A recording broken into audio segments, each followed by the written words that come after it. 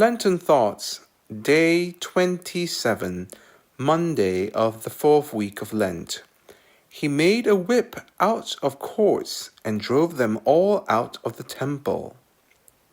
The Son of God, after being baptized by St. John, spent some time in Galilee, where he began to perform miracles. A little while later, he went to Jerusalem for the feast of Passover. Upon entering the temple, he drove out those who were profaning it with conduct unworthy of such a holy place. He did the same thing again before his death, and wished to mark both the beginning and the end of his evangelical preaching with the same action, an act which signified his zeal for the glory of his Father, and demonstrated the reverence he desired people to have in holy places.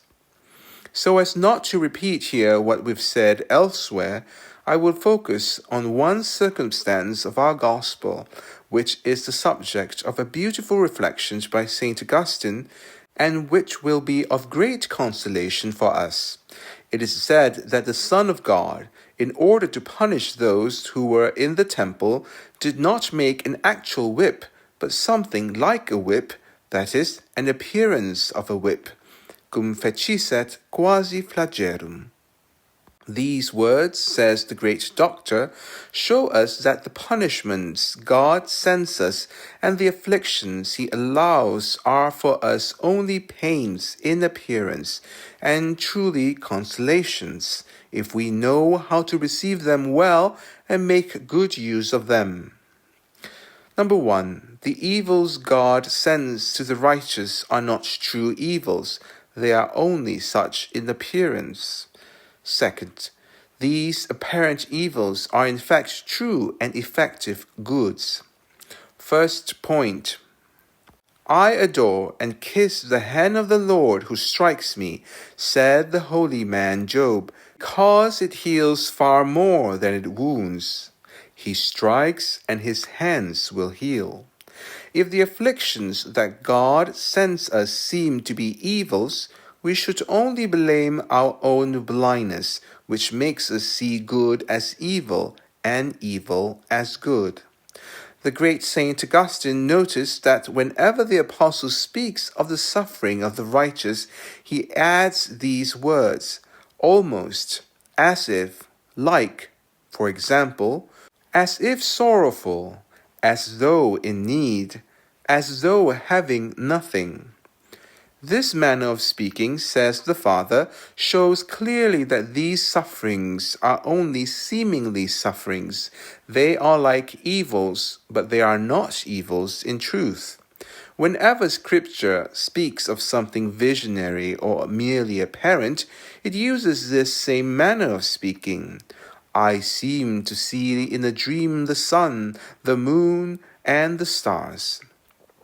And another, I saw a dream, and it seemed to me to be a loaf baked under ashes. And yet another, and behold, something like a great statue. All these expressions show us well that the afflictions of the just are like dreams that have no real substance and that appear to be what they are not. Our sorrow is only as if, for it passes away like a dream. He who recounts a dream always adds as if. I seem to speak, I seem to eat. All is as if, for when he awakes, he finds nothing of what he saw. Understand then, says Augustine, that our suffering is like a dream. The royal prophet says that the greatest afflictions the Lord sent him seemed to him like fables, and have only the appearance of truth. Your statutes were songs to me. Or, according to the version of St. Jerome, your trials were like songs to me.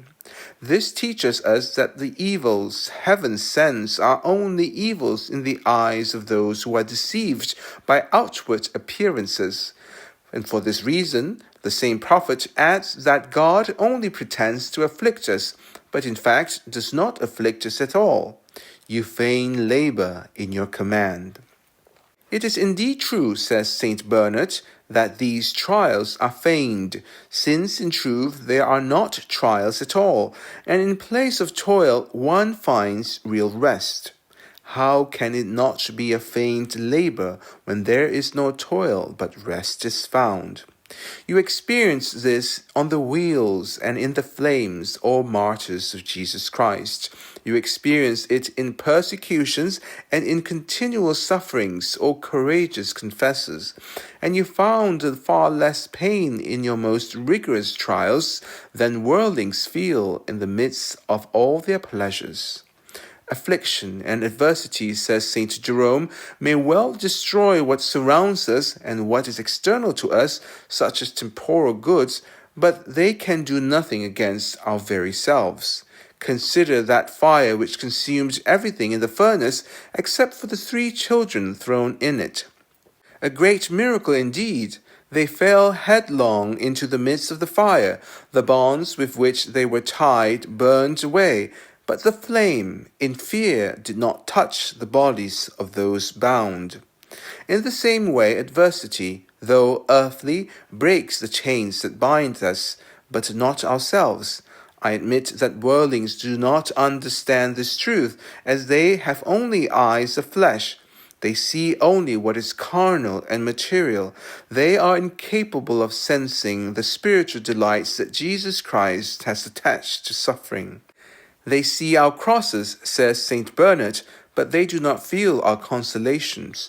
However miserable one may be, he is no longer so from the moment he chooses not to be. Now, not only does a true Christian consent to suffer, but he even seeks out opportunities to suffer.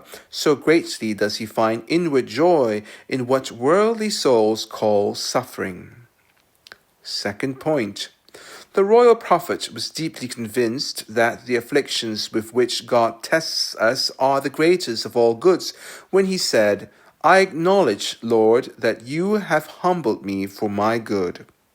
It was in this spirit that the same prophet declared that the Lord's darkness was as pleasing to him as his light, meaning the greatest afflictions that come from the hand of God are as welcome as the sweetest consolations. If persecutions and sufferings were not goods, the apostles would not have shown so much joy amid insults and torments. The apostles went forth rejoicing that they had been found worthy to suffer disgrace for the name of Jesus.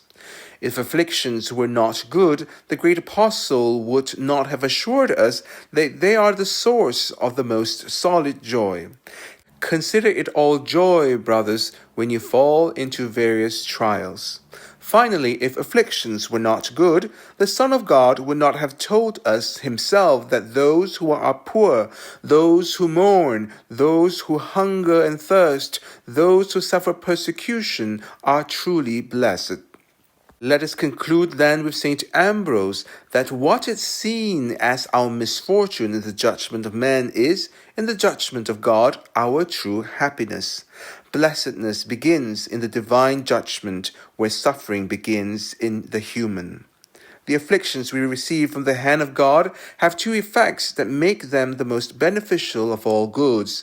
First, they deliver us from the greatest evils. Second, they procure for us the greatest goods. They deliver us from the greatest evils because they free us from eternal miseries by allowing us to satisfy divine justice.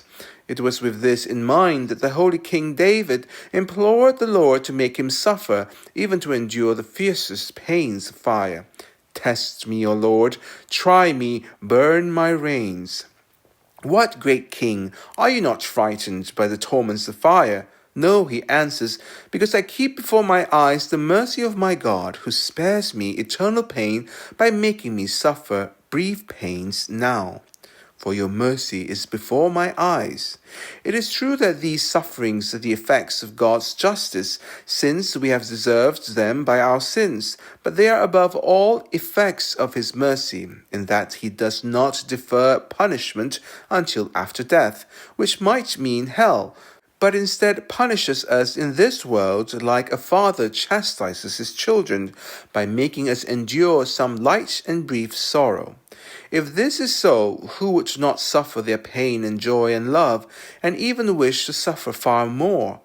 Who would not receive such sweet penance with thanksgiving? This disposition is an excellent satisfaction to the justice of God, for sufferings, like good works, are more pleasing to him when they are less chosen by us and more entirely from him.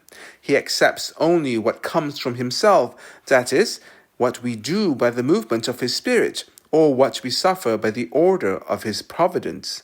What we do of ourselves, or what we suffer by our own choice, is often impure and displeasing in his sight, because it is tainted with the poison and corruption of self-love and self-satisfaction.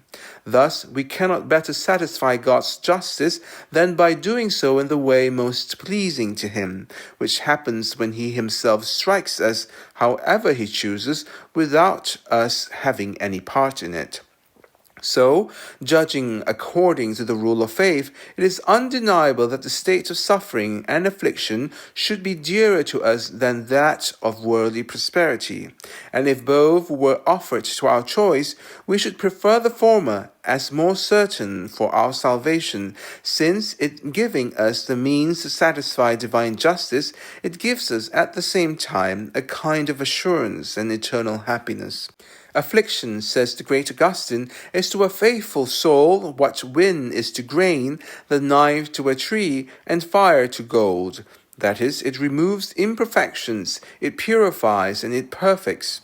What wind is to grain, what the knife is to wood, what the furnace is to gold, tribulation is to the just.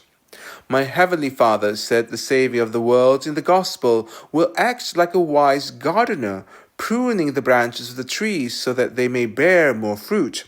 Every branch that bears fruit he will prune, that it may bear more fruit.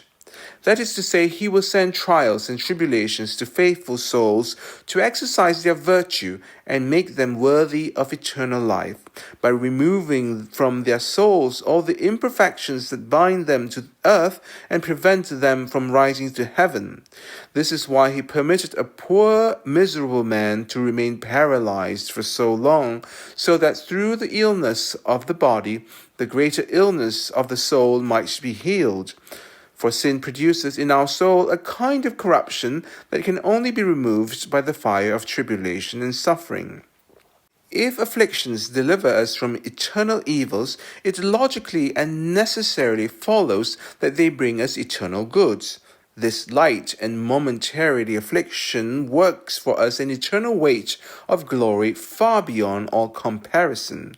If God has destined you for heaven, says the great Augustine, if he considers you his child, he will make you suffer in this world, just as he made his own Son suffer. Would you wish to be exempt from the number of his children? He who was without sin was not without suffering, and you, laden with sin, would you dare to ask to suffer nothing? If you suffer nothing, then you are not among the children of God, for he makes all his children suffer, not even excepting the one who by nature ought not to have suffered. Do not hope to be without the scourge unless you are willing to be disinherited. He scourges every son whom he receives. Which son? All of them. Where can you hide? All of them. No one is exempt, and no one will be without the scourge. Want to know how all-encompassing this is? Even his only begotten Son, whom he is well pleased, without sin, was not without scourging. Amen. Help us at gofundme.com/restore-immaculate. Thank you for your Lenten generosity. May God bless you.